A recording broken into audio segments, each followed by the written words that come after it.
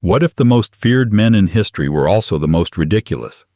Behind the propaganda, the uniforms, and the terror, the Nazi elite lived lives of bizarre vanity, mystical obsessions, and delusional habits so absurd they'd be comical, if they weren't real. From chicken-powered astrology to silk underwear diplomacy, these weren't evil geniuses. They were fragile egos in costume. This isn't a history lesson.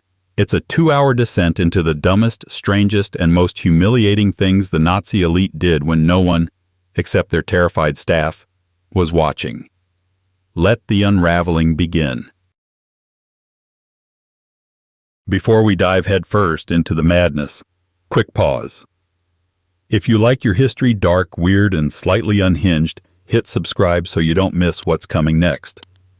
Also, drop a comment. Where in the world are you watching from? And what time is it right now? Midnight in Berlin? 3 a.m. in Ohio? I want to know who's out there wandering the internet with us this late. All right? Coats on, egos inflated, logic out the window. Let's begin. 1. Goering's pet lions in his house. At some point during the slow-motion car crash that was the Nazi high command, Hermann Goering, a man whose ego could not legally fit through most doors, decided that ordinary pets were beneath him. Dogs were too loyal, cats too aloof, and goldfish too modest. So he let lions wander freely through his estate, padding across marble floors like furry, fanged metaphors for his delusions. Servants were reportedly terrified, not just because of the teeth, but because Goering insisted they treat the lions as honored guests. He fed them prime cuts of meat. He named them like children. And when they mauled the antique furniture, he chuckled as if they'd merely knocked over a vase. This was not a man with a grip on reality. This was a man cosplaying as a Roman emperor during the decline. The lions, ironically, had more dignity and more restraint. Goering, meanwhile, needed a new outlet for his fantasy life, preferably one that didn't involve endangered predators. So he turned inward, to self-glorification. Which leads us to the world's worst medal ceremony. 2. Himmler's obsession with magic chicken eggs.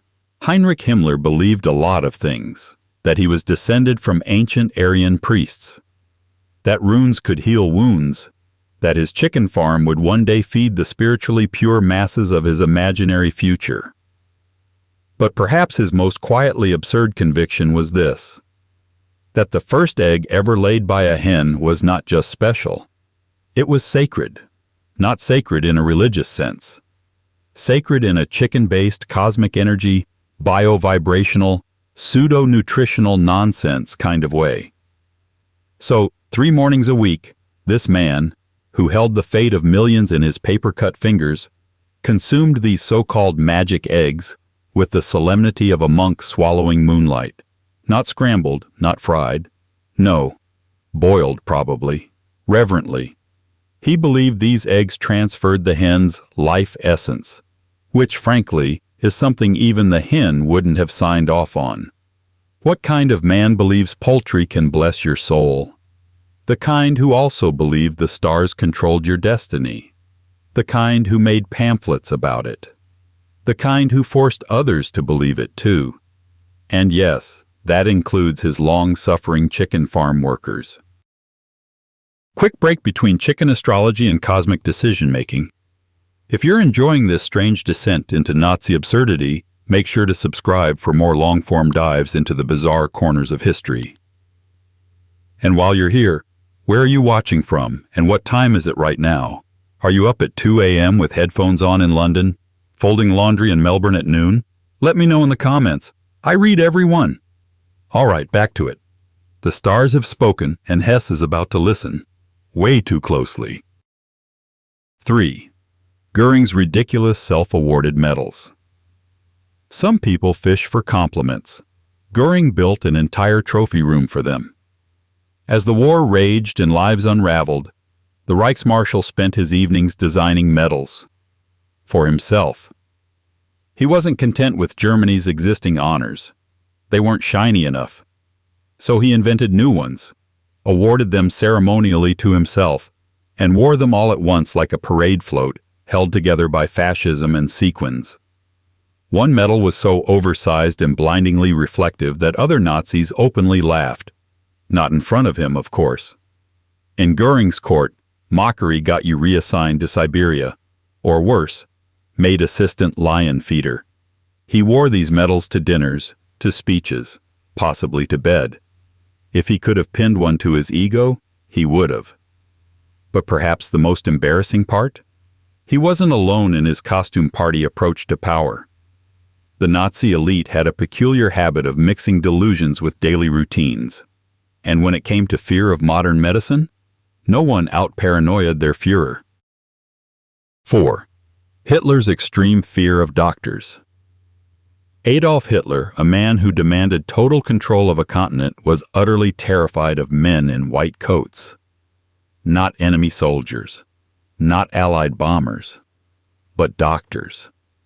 He believed they could steal his life force, as if every stethoscope hid a vampiric syringe waiting to drain away his mystical Führer essence.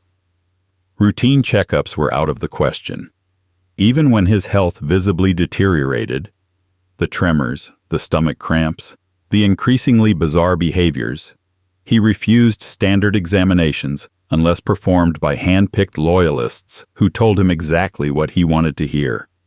His personal physician, Theodor Morell, was less doctor than pharmacist hype man, pumping Hitler full of strange concoctions to calm his fears.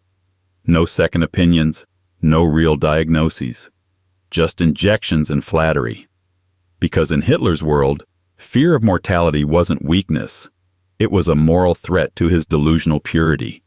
He couldn't die, not like regular people.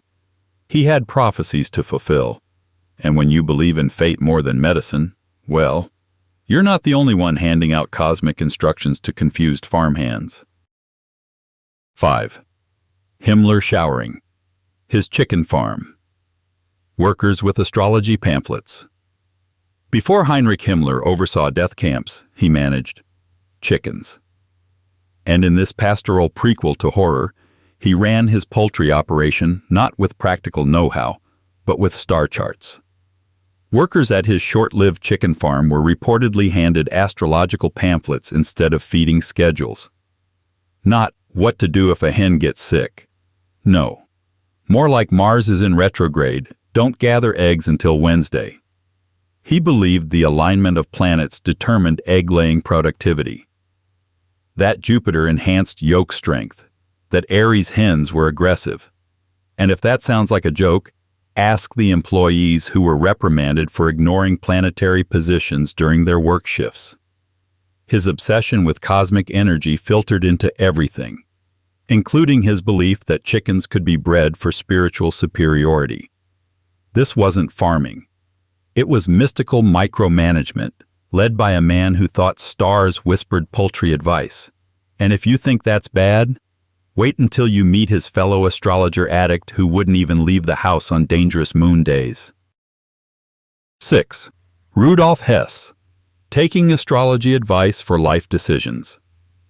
Rudolf Hess, Hitler's one-time deputy and full-time cosmic liability, didn't trust calendars, clocks, or common sense. He trusted the stars, or more accurately, one astrologer who advised him on when to travel, when to speak, and when to remain completely inert. He once delayed important Nazi meetings because of a bad planetary alignment. He wouldn't sign documents during eclipses, and on certain days, he refused to walk down particular hallways. To Hess, astrology wasn't a hobby. It was strategy. His entire schedule ran on mystical permission slips. He believed misfortune was not random, but pre-written in constellations.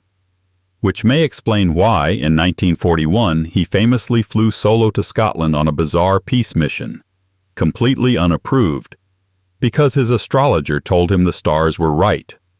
They were not. The mission was a disaster, but the superstitions? They stuck. And nowhere were they more concentrated than in the tiny drawer where Hitler kept his nightmares and bent metal blessings. 7. Hitler's Lucky Charms drawer, Inside Hitler's personal quarters, tucked away like a child's secret stash, was a drawer filled with objects he believed brought him luck, or at least warded off cosmic sabotage. Its contents? Dog hair, bent nails, tarnished coins. One aide claimed he referred to them as enemy tears. No one was sure if that was literal or metaphorical, and no one wanted to ask. These weren't heirlooms. They weren't valuable.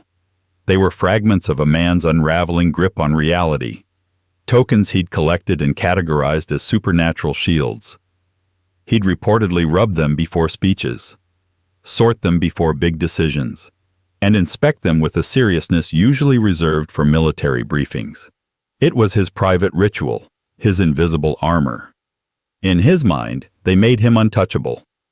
But if Lucky Charms kept the universe in balance, perhaps that explains why his second-in-command was ordering custom-made mirrors for every room he entered, not to reflect truth, but to reflect his favorite subject, himself.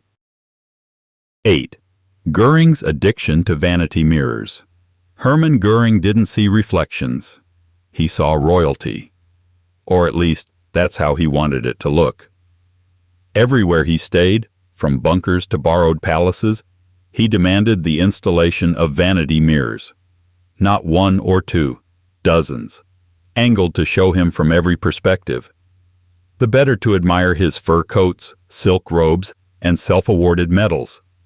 Visitors described the experience of speaking to Goering as a visual hall of mirrors. He often positioned himself where he could catch his own reflection mid-conversation. He wasn't listening. He was admiring. The man turned self-obsession into interior design.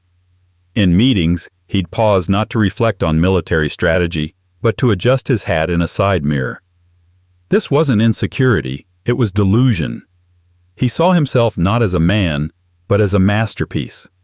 Yet for every man lost in his own reflection, there's another one staring into the eyes of a wolf, waiting for it to speak. 9. Himmler's belief he could telepathically communicate with wolves. Heinrich Himmler, the Reich's deadliest bureaucrat and most mystical farmer, believed wolves understood him. Not metaphorically, literally. He claimed they recognized his inner Aryan spirit, whatever that meant, and that some form of primal communication passed between them. He didn't train them. He communed with them. To Himmler, wolves weren't wild animals. They were spiritual cousins, Aryan mascots, incarnations of Nordic purity, howling back ancient truths. This belief wasn't just a private fantasy. It influenced SS symbolism. The werewolf idea in Nazi propaganda wasn't an accident. It was Himmler's way of romanticizing savagery as sacred. He once stood silently in the woods for hours, hoping for what he called recognition. What he got instead was probably fleas. But to Himmler, it was divine affirmation. And speaking of strange rules at home, the next official had one so bizarre, you had to put boots on just to enter the living room. 10. Speer's white boots, house rule. Albert Speer, the so-called good Nazi with a flair for architecture and self-deception, had one rule for guests entering his meticulously designed home. You had to wear white felt boots. Not outside, inside. Not for cleanliness, but for aesthetic preservation. The floors were to remain spotless, pristine, unblemished by the foot traffic of ordinary mortals. Visitors had to shuffle around like cautious astronauts, their every step muffled by the soft fabric of footwear that made everyone look vaguely ridiculous.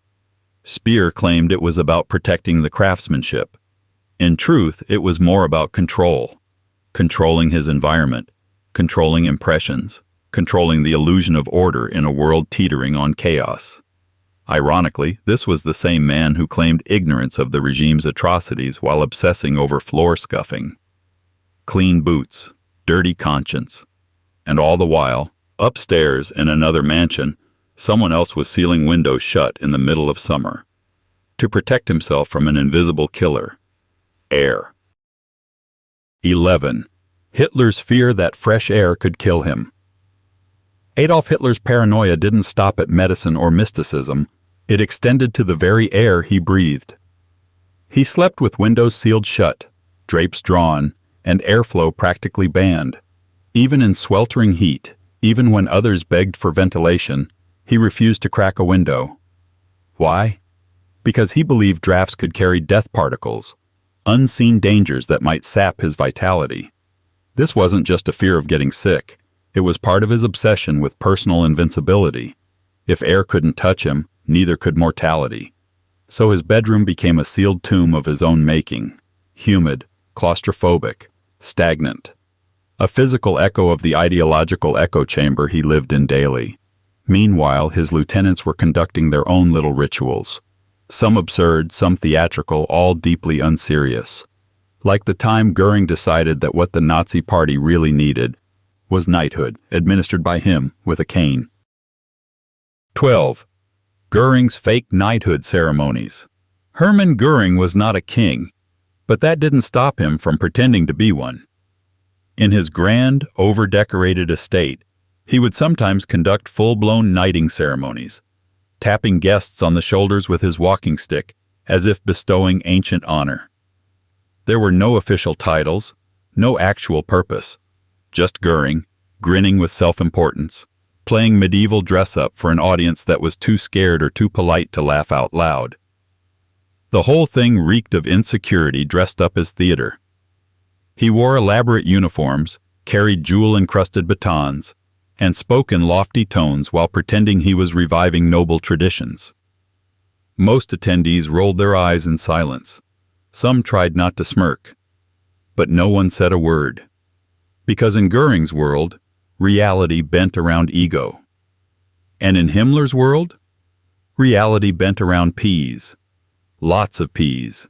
An entire diet of them, 3 days a week. For purity, of course. 13. Himmler, eating nothing but peas for 3 days a week. In the hierarchy of strange dietary choices, Heinrich Himmler's pea-only ritual deserves its own pantry shelf. 3 days a week he reportedly ate nothing but peas. No spices, no sides, no variety, just a lonely pile of legumes on a plate, devoured with the solemnity of a monk fasting for metaphysical alignment. Why? Because Himmler believed that peas, yes, peas, had purifying properties, that they promoted spiritual clarity, racial hygiene, and possibly even mystical insight. It wasn't a health choice. It was a philosophical one, rooted in his obsessive need to align body and ideology.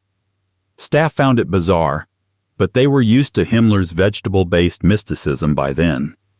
After all, this is the same man who believed the moon could transmit secrets. As it turns out, he wasn't the only one having midnight conversations with celestial bodies. Hess had already beaten him to it. 14. Rudolf Hess, talking to the moon for guidance. When Rudolf Hess stood on his balcony whispering to the moon, he wasn't just being poetic, he was asking it questions. Real ones, believing sincerely that it answered him.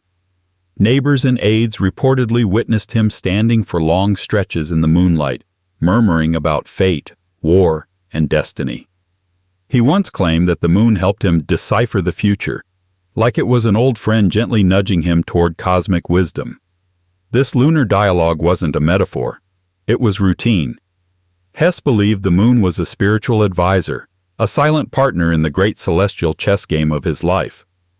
When things went badly, he wondered if the moon was disappointed in him. While some men needed applause to feel powerful, Hess needed moonlight. And as for Hitler, he didn't wait for anyone's approval. He simply made his own, sometimes literally, including standing ovations, for himself. 15. Hitler's daily applause for himself. Routine. Imagine delivering a speech to a silent room, pausing for thunderous applause, and then getting it from people you pay to clap. That was Hitler's daily rehearsal ritual. Before big addresses, and sometimes even after routine briefings, he demanded that his staff applaud him on cue. Not during public events, during practice sessions. The same speech, over and over, with orchestrated ovations. He believed it built momentum, that the energy of the applause would carry into the real thing. But really, it was just ego maintenance disguised as discipline. A dictator's version of practicing acceptance speeches in the mirror. His inner circle played along, clapping dutifully, even if they'd heard the speech 5 times that morning, because no one wanted to be the one who didn't clap loud enough. And speaking of loud things, Goering's next hobby was fragrant, flashy, and about as subtle as a perfume-scented marching band. 16. Goering's collection of women's perfume.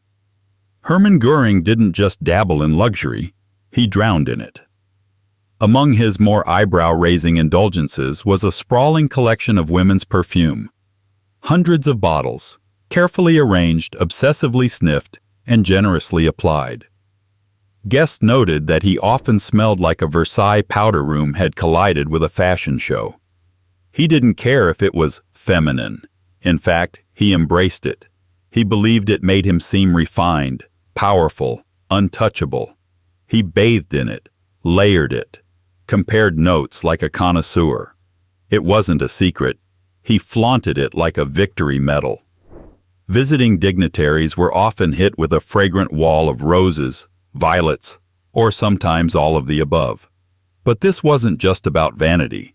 It was part of Goering's larger performance. A man play-acting as imperial royalty while Germany crumbled outside the window. Meanwhile, another Reich official was handing out magic trinkets to SS officers like party favors, all in the name of supernatural protection. 17. Himmler. Making SS officers carry magic runes. To Heinrich Himmler, the SS wasn't just a military order, it was a mystical brotherhood, and no secret society is complete without its own enchanted accessories. Himmler issued engraved rune symbols to his officers, insisting they carry them as protective talismans. These weren't decorative, they were magical, allegedly. Each rune had a meaning: strength, purity, dominance, whatever vague abstraction matched the day's ideology. Officers were told the runes would ward off evil forces, spiritual and otherwise. It was less about logic and more about control through superstition. A way to fuse pseudo-history with pseudo-power. Some officers complied out of fear, others out of genuine belief.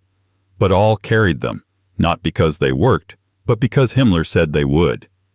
And just a few offices down, another Nazi was polishing his shoes with the same devotion others reserved for state secrets. 18. Goebbels' obsession with shoe polish. Joseph Goebbels, the regime's chief propagandist and most energetic liar, had a deeply personal war going on, against dirt. Specifically, on his shoes. He polished them 3 times a day, even if they were already gleaming. Even if he hadn't stepped outside. Even if no one would see them. Staff said he'd interrupt meetings to buff a smudge. He kept multiple tins of polish within arm's reach. Some claimed he stared at his reflection in the leather like it was a mirror into his carefully constructed image. Shiny shoes, after all, meant control, authority, perfection. For a man obsessed with appearances, scuffed footwear was a moral failing. In Goebbels' world, polish wasn't just for leather. It was for truth, for history, for reality itself. And speaking of fantasy, the Führer had his own, except his obsession wasn't with cleanliness, it was with cowboys, cheap ones, on film. 19. Hitler's love of bad cowboy movies. Adolf Hitler's idea of quality entertainment wasn't operas or classical masterpieces. It was low-budget cowboy flicks, the kind where the acting was wooden, the sets were cardboard, and the plots were stitched together from clichés and dust. He would screen them for guests at his private theater, laughing hysterically at shootouts and bar fights that no one else found remotely funny. He loved the simplicity. Good guys, bad guys, a gun, a horse, a clear moral line that real life refused to offer him. These films, in his mind, were pure, clean, untouched by the messy politics of his collapsing reality. The fact that these movies were American, and usually made by the very people he claimed to despise, didn't seem to register.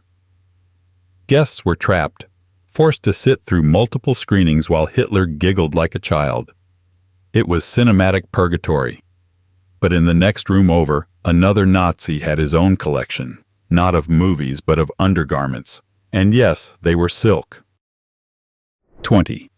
Goering's silk underwear collection. If you visited Goering's estate, you might get a tour, not of his library, not of his medals, but of his hand-embroidered silk underwear collection. Dozens of pairs, elaborately detailed, each one more flamboyant than the last. He didn't just wear them, he showed them off, proudly holding up delicate, custom-made silk panties as if presenting military awards. To Goering, silk underwear wasn't an indulgence. It was status. Proof that he was above the mundane. That even beneath his uniform, he was royalty. These weren't hidden luxuries. They were part of the persona. The man who wore furs indoors and insisted on being addressed like nobility. Visitors weren't always sure how to react. Laughter wasn't safe. Disgust was risky. So most nodded politely while internally filing the whole display under deeply unwell. And while Goering was living in a perfumed, silk-lined fantasy, Himmler was back on his farm, dreaming up a master race of poultry. 21. Himmler's plan to breed super chickens. Heinrich Himmler had visions. Most of them were terrible. But one of the strangest was his plan to breed genetically superior chickens. The avian equivalent of his so-called master race. He believed that with the right selection and spiritual purity, yes, purity, chickens could be transformed into idealized, productive creatures that symbolized Aryan agricultural superiority. He wasn't joking. He funded selective breeding programs, talked about racial traits in hens, and reportedly gave long-winded speeches about how these super chickens would revolutionize the Reich's food supply. Some even said he visited the coops in silence, as if conducting inspections of a military unit. It was madness, of course, but madness that was bureaucratically organized, budgeted, and taken seriously by the people too afraid to laugh. Meanwhile, his comrade Rudolf Hess was finding a more esoteric way to judge people, not by bloodline but by aura.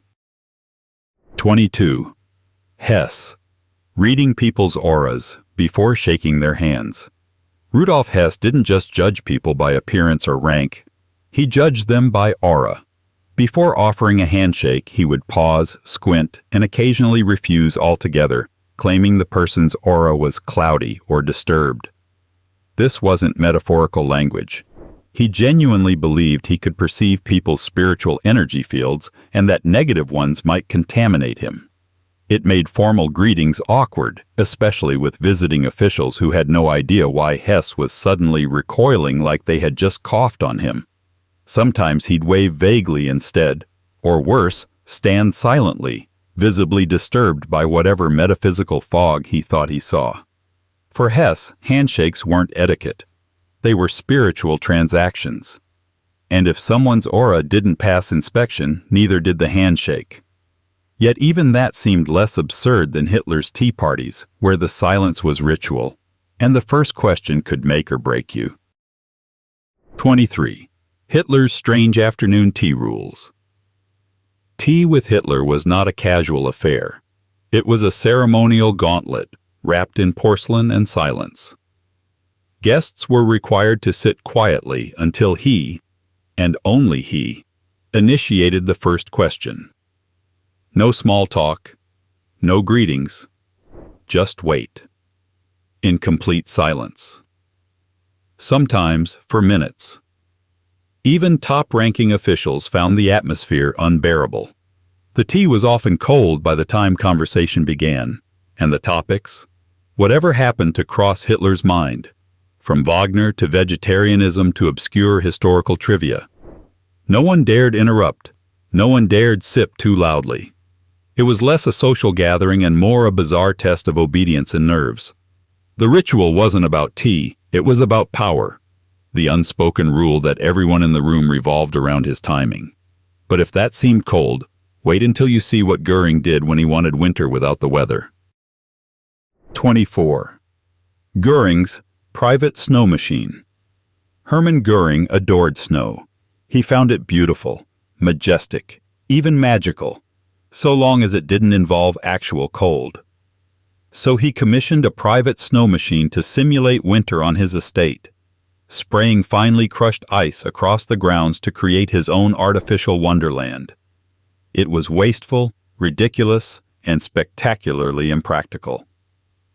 Staff had to operate the machine on his command, often in warm weather, all so he could gaze out at a scene that looked vaguely alpine while lounging indoors in furs.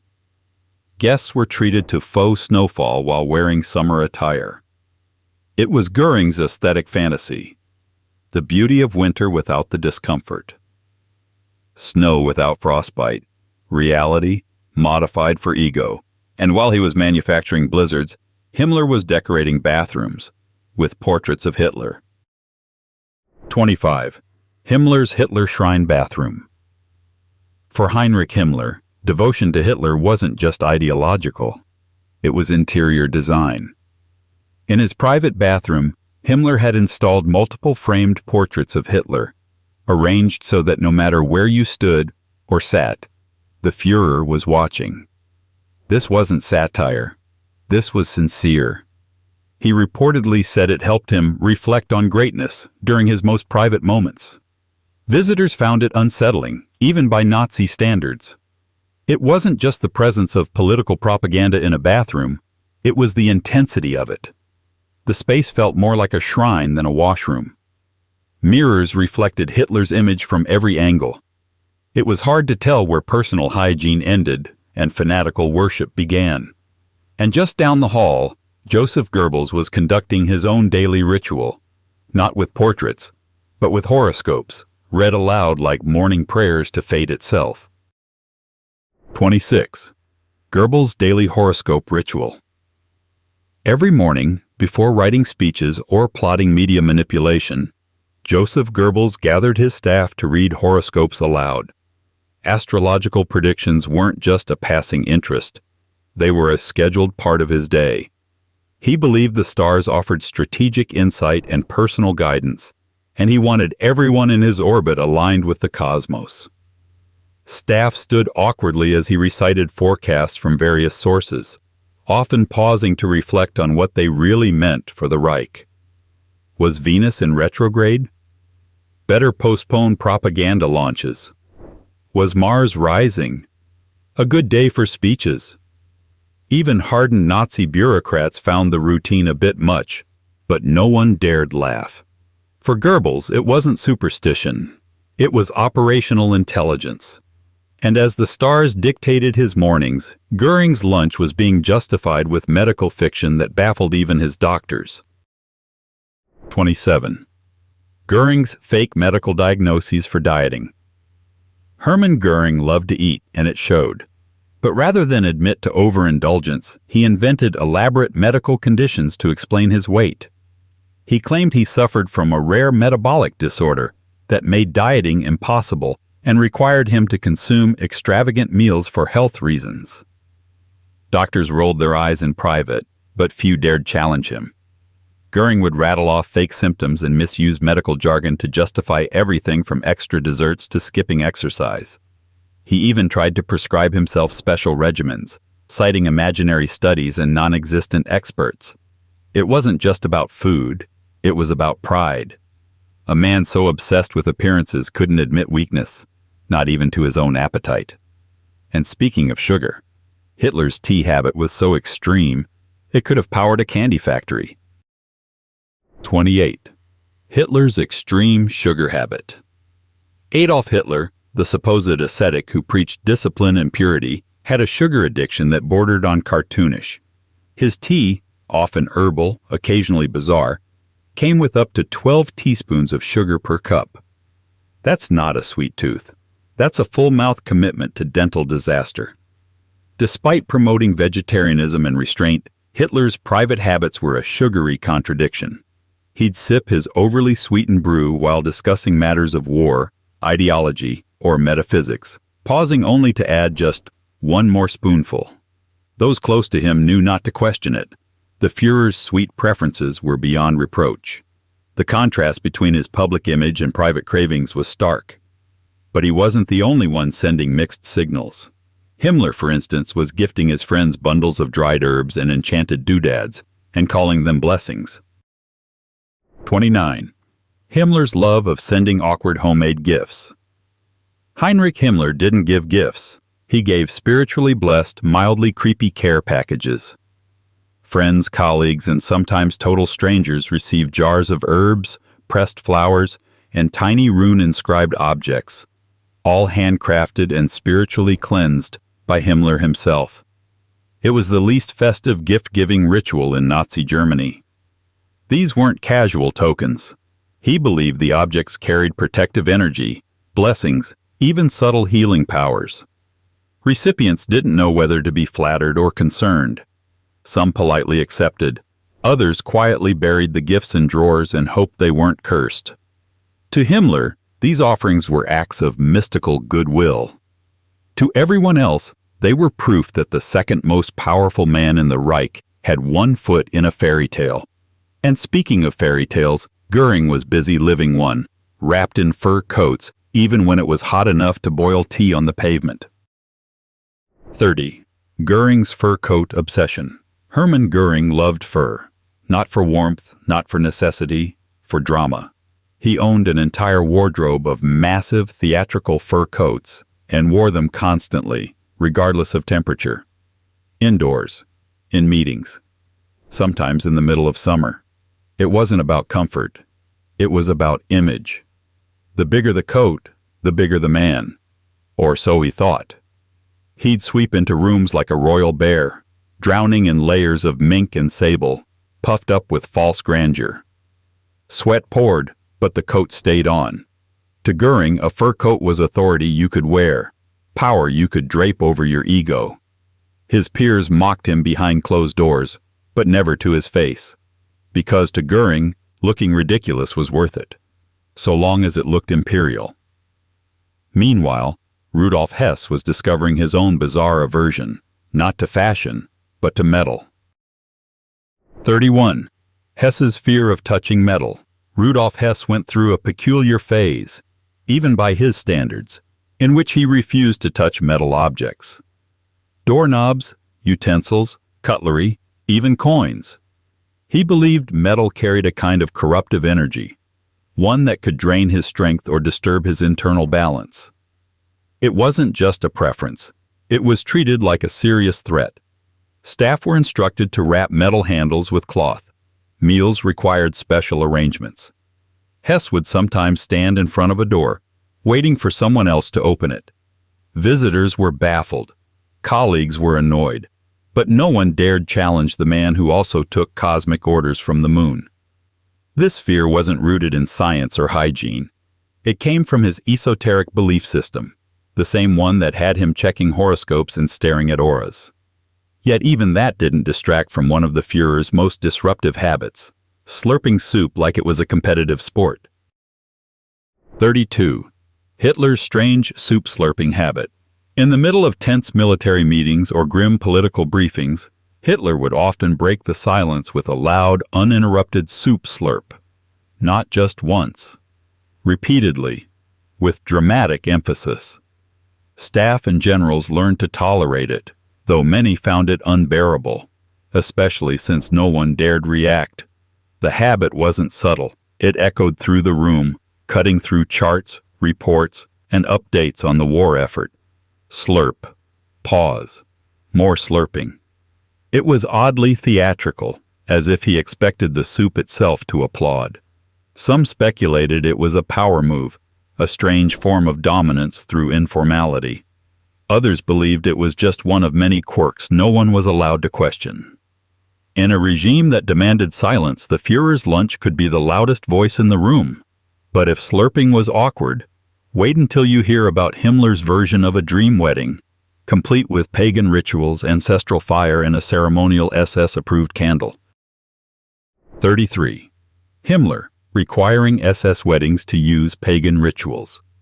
If you were an SS officer planning to get married under Heinrich Himmler's watch, forget traditional vows or church bells. Instead, you'd be treated to a pagan-inspired ceremony, painstakingly designed to reflect the ancestral purity Himmler was so obsessed with.